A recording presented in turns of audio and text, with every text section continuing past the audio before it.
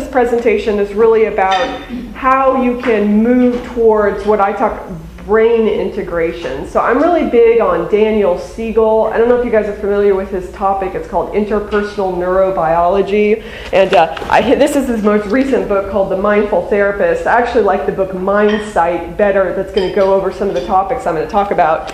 But in terms of what we're going to talk to you about health and integration, taking things like sugar and how to reduce it, but not being rigid about it. So see, what happens is, I'm going to talk about this, Daniel Siegel talks about this river of brain integration. It's called the FAST, S-A-F, flow of river integration, and it stands for flexibility, adaptability, and stability. And it's this river, and on either river bank is rigidity or chaos. So you need to have this optimal amount of flexibility, adaptability, and stability in order to evenly go down this river and have good integration. So with these habits, oftentimes what happens is we're orienting either towards too much rigidity on one riverbank or too much chaos on the other riverbank. Dieting is like that. Sometimes what will happen is people will be very rigid for a while, and then what will happen is they'll rebel, and then they'll go towards chaos on the other side. So what we're aiming for is this integration. Okay, so first, before I go into the top 10 list, number 10 on the list is be willing to change what you eat. That's number 10. And this is, so first I want to go into background about the brain. I don't know, I'm not going to go too much into it, but I'm going to break it down a little bit. In your brain, you have more neurons up here. It's called the prefrontal cortex, and they have the executive functioning happens out up here. It's things like empathic listening, response flexibility, morality, intuition, fear modulation. So there are higher functions of the brain. So that's just the front. We'll call that the prefrontal cortex. The other part of the brain is the brain stem and the limbic system, which is the flight, fright, freeze mode. And that has to do with the stress response. So like when a car pulls out in front of us and we slam on the brakes, that's the limbic system going into play. And there's an automatic stress response. So I'm going to talk about our food choices and how it relates to what's going on in the brain. I just want to give that background because I'm going to refer back to it. And basically, unless we engage in activities that enhance the prefrontal cortex, where we practice the capacity to think about thinking and reframe our thoughts, we're going to end up being reactive. So we need to do more things to kind of grow and strengthen this part of our brain, or we're just going to go to what I'm going to call the superhighway. That's what Daniel Siegel calls this kind of limbic system automatic response. And it has to do with our eating habits in childhood, because the axons and the dendrites of the neurons in our brain are thicker and there are more of them from childhood. So it's a superhighway. Like we have this automatic stress response that we go down. And then the prefrontal cortex is, Daniel Siegel calls them new neural networks, or I call it like the dirt road. So if you want to make new changes in your life, new eating habits, practice having a response time where you're able to slow down and have a more reasoned response instead of being reactive, you have to kind of pave your road, and it takes a lot of time. So one of the reasons I'm going to talk about integration and having compassion with yourself is that it doesn't happen overnight that the dirt road becomes a highway. You have to have patience and practice to retrain your body and brain to get where you want to go. So there's like a biological, scientific component. It can happen. What Daniel Siegel has found is that neuroplasticity and neurogenesis is capable throughout the lifetime. So they say the brain stops developing at age 25, but the truth is you have the capacity to create new neural networks and repair your neural networks throughout your lifetime. That's what the neuroscience research has found. So what we need to do is find this middle ground, and the most important thing is practice. engaging and choosing in activities that get us where we want to go.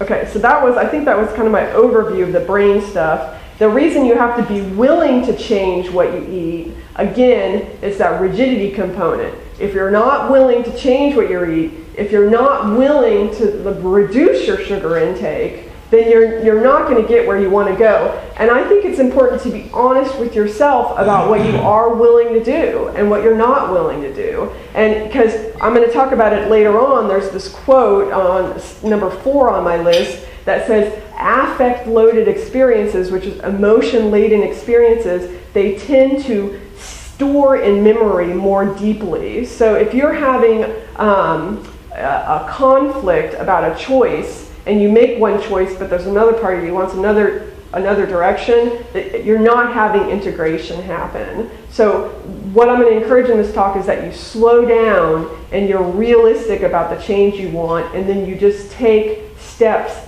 to get there, but in an integrated kind of turtle-like pace. Yeah. So one quote I like from Daniel Siegel, he says, "Our brain's memory is altered by each revisiting of an experience." This is really interesting. So every time you think a thought, even if you've had that same thought 100 times, you're reprogramming your brain. So every day and every thought is the opportunity to recreate your brain, to be more where you want it to be. So we have the capacity to change repetitive thoughts and any kind of compulsive behavior, including compulsive eating. Okay, so in terms of being willing to change what you eat, the reason why it's hard to change what we eat is because there's a lot of rigidity around eating. And I say there are 5 main things. One is habit, culture, advertising, which is a $60 billion a year industry, chemical aspects of food, which are very addictive, and stress. So these are the things that influence and kind of put up roadblocks towards us kind of paving our, and we have to be realistic about it. The one thing, I'm going to give you guys solutions to combat around these things. Like one of my top 10 lists is, number 8 is, when you purchase anything in a package, you want it to be 5 ingredients or less. And the ingredients are names that you can pronounce. So what we want to do is keep it simple, and you don't want any strange chemicals in your food. The problem is that oftentimes the chemicals have an addictive component to it. Like, I don't know if anyone's familiar with monosodium glutamate, MSG.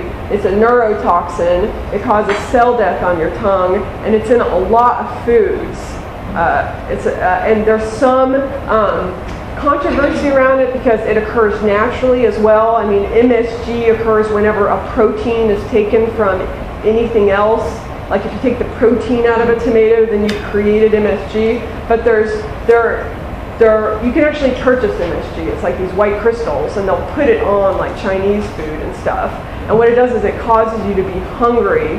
And like if you, like I say, purchase food in a package with 5 ingredients or less. Triscuits is one example, but I always say get the original Triscuits, because if you get any of the flavored Triscuits, they have MSG on it.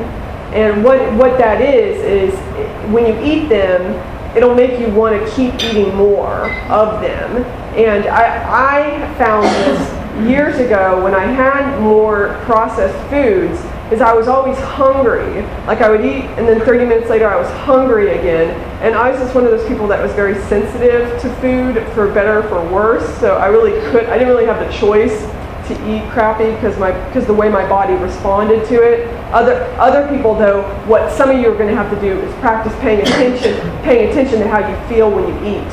Because for some of you, you might not be so aware, but if you sit with it for about 30 minutes, and one way you can test for food allergies, if you're not really sure and you don't want to go and pay money, is in the morning when you wake up, whatever it is you think you might be allergic to, just eat that one thing. So say you think you might have an allergy to peanuts, which peanuts and corn and dairy and wheat are probably the 4 most common. So like wake up in the morning and just have peanut butter.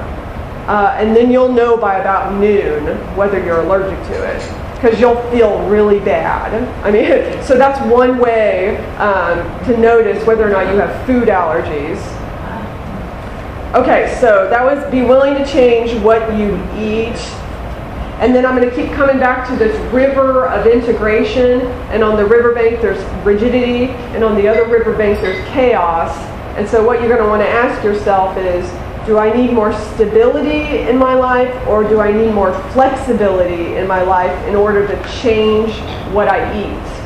Because the fast flow down the river of integration is flexibility, adaptability, and stability. So, and that's what you want to ask yourself to keep yourself from falling on the riverbanks of rigidity or chaos around eating.